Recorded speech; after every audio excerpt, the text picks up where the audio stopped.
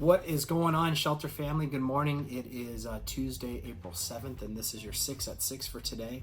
I was thinking about the week that we're in right now. Many people call it Passion Week or the Holy Week. This is a week set aside for us to really reflect upon the tenets of our faith, why we are what we are, why we are called Christians, right? Christ followers. This is the gospel in a nutshell, that Christ died for our sins. And we're going to reflect upon that coming up on Good Friday. And then, of course, on Easter Sunday morning, we're going to be able to celebrate the resurrection and what that means to you and me all these years later. And so I was thinking about being able to give you over these next 4 days leading up to Good Friday, something to reflect upon. And I was thinking about how the different sentences and the different things and quotes that we see Jesus speaking while he was on the cross, as our minds and our hearts are going towards the cross and what the cross particularly means to you and how it's impacted your life. I think it's important to see the last words of Christ before he died. You know, the last words that someone says before they leave and the first words that someone says when they enter are always very important. You know, as you're walking out the door, what you say to your wife or your husband as you're walking out the door in the morning, those are important things. Likewise, when you come back after work, the first things that are spoken, those are the things that are remembered. And so I thought we would take some time this week to look into what Jesus said while on the cross. And the first one I want to look at is this out of Luke chapter 23 and verse 34, and I'll be going back and forth between the Gospel of Luke and the Gospel of John this week. But it says this: as Jesus was being crucified next to both of the thieves on the cross, in 34 it says this: Jesus said, "Father, forgive them, for they do not know what they are doing." This has always been such an amazing quote to me, because it showed exactly the heart of Christ. You know, as you've been in the church and as you've grown up, you've probably heard many times that Jesus was the great intercessor for us. He was the bridge between us and God so that we might stand righteous because of his blood and because of his sacrifice. He was the great intercessor. But this is so interesting to me because what it shows right here is the heart of Christ for mankind and for the people that wronged him, as he actually addressed his Father in intercession for these that were persecuting him. Who is this directed at, right? This could have been directed at Pontius Pilate. It could have been directed at Judas. It could have been directed at the soldiers who were mocking at him and gambling for his cloak.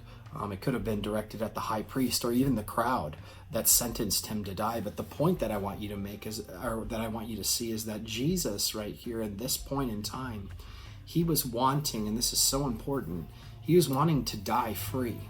What does that mean? Well, I think there's something to the thought of us forgiving those that have hurt us, right? That have wounded us deeply, whether it be with their words or their actions or their mistrust or betrayal or however you want to say. But I think there's a step further that we see, a secondary level of spirituality and growth in our sanctification process when we can actually intercede and bless that person that's hurt us unto the Lord.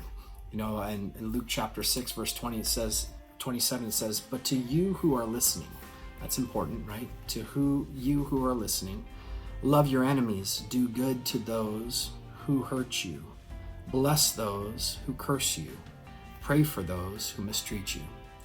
So we've heard this so many times, but I'll tell you, just to watch it or to read it here in the flesh, it really comes to life for me. And I think it comes to life for me because I think when you make a mistake, when you find yourself upsetting someone and they give you forgiveness or they cast down upon you before their forgiveness stuff that's maybe that you could consider mistreated, there's a part of you that thinks, well, maybe you earned that, right? But I want you to see here that Jesus absolutely did nothing wrong.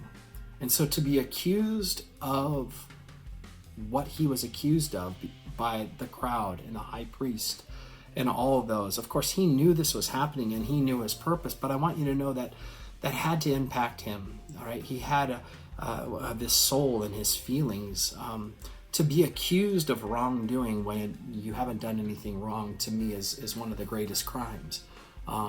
to have your heart challenged. And so when you're cursed and when you're mistreated, when you're slapped around proverbially and beaten down, right? When that happens to you and you find yourself not only forgiving somebody, but also going to the next step and praying to the Lord and asking Him to bless them, that is something next level. And so what I wanted you to do today as you're preparing for this week and you're reflecting upon the cross is to really consider those in your life that have mistreated you, that have cursed you, that have caused you undue harm. Number one, have you forgiven them inside? Have you taken the time to actually come to peace with that and release them from their crime? But secondly, have you prayed for them? This is something that we see Christ doing on the cross, giving grace away and being an intercessor. At His moment of pain, He was interceding unto the Lord for someone that was mistreating Him. It's a beautiful concept. I hope this makes sense to you, and I hope you take the time to really consider this today and reflect upon it. I promise you this, that you will receive one of the greatest blessings of peace that you've ever had when you decide to pray for those that have cursed you and mistreated you. I love you guys. I'll look to talk to you tomorrow as we look into another quote from Christ while He's on the cross. See you guys.